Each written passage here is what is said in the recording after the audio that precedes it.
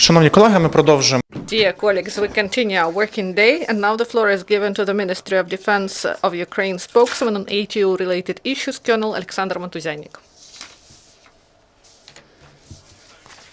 Good afternoon, everyone.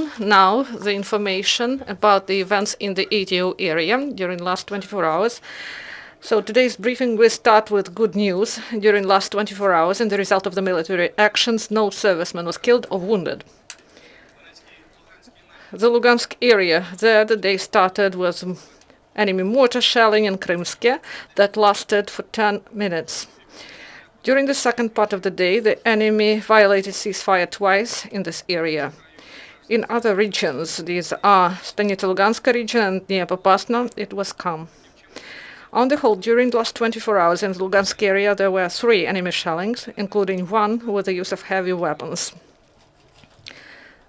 The Donetsk area, the enemy violated ceasefire in Zaitsevo and Avdiivka. All shellings were delivered during second part of the day and were long-lasting, starting from 30 minutes up to 2.5 hours. Ukrainian forces were forced to return fire. On the whole, during the last 24 hours in the Donetsk area, there were 4 enemy shellings, including 2 with the use of mortars.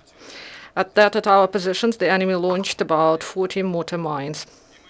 Mariupol area, the main military actions were in coastline areas. There were several mortar and artillery shellings, including mainly in the second part of the day. In Krasnogorovka, the occupants used tank and mortar, and 1 more mortar shelling delivered by the enemy was in Slavne, that is to the south of Mariinka. On the whole, during the last 24 hours in the Mariupol area, there were 10 enemy shellings, including 8 with the use of heavy weapons. At our positions, the enemy launched 50 mortar mines and 14 artillery and tank shells. And we have confirmed information about losses of the enemy. 1 militant killed, and APC of the enemy was destroyed by Ukrainian forces. According to the information provided by the intelligence service, Russia continues to supply the militants.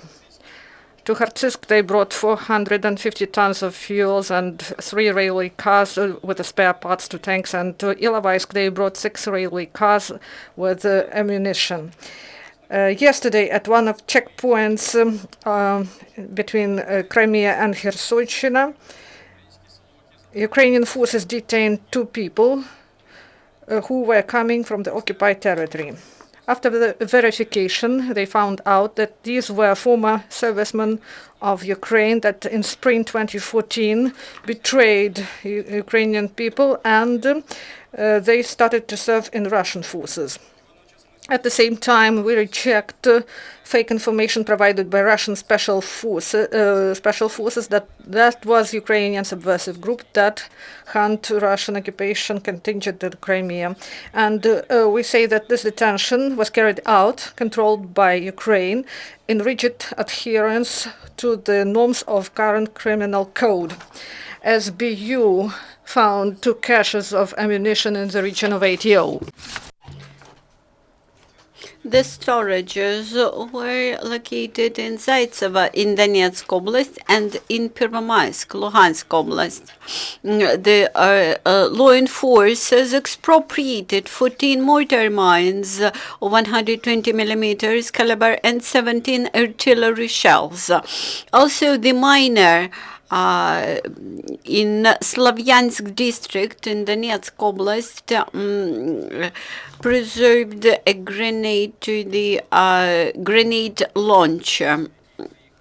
The law enforcement officers in Kiev had revealed the deal and center which financed the militants. The Donetsk resident who relocated to Kiev organized office and supplied foodstuff to the temporarily occupied territories from his warehouse in Kramatorsk and paid tax to the militants During searches, the 4 million hryvnia were expropriated, foreign currency and fictitious documents. Near Mariupol, Ukrainian border guard carried out special military exercises, and in Kharkiv, the initial training for the servicemen enrolled to the army service were held. Also, the security rules were lectured to them. Now, questions, please.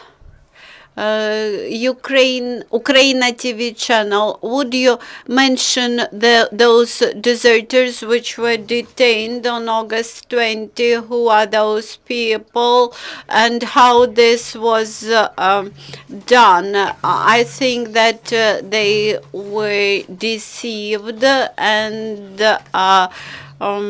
invited to the territory of Ukraine. I would say that we do not know the reason why they have crossed the administrative border.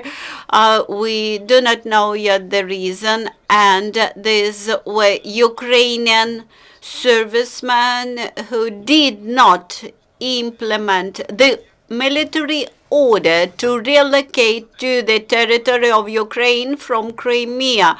The detention was held in line with Ukrainian legislation. What are the names? We do not disclose the names of those servicemen at the moment. Ksenia Dvornikov, Fifth TV channel. Could you confirm information that today's morning near Krasnogorivka, the militants used MLRS systems? Yes, I can confirm this. Now, today's morning, the Hail partisan installation, MLRS installation was used. Currently, we double check this information, and tomorrow we will provide you with more detailed information, how many shellings were held, etc. Dear colleagues, next event will be at 1 p.m.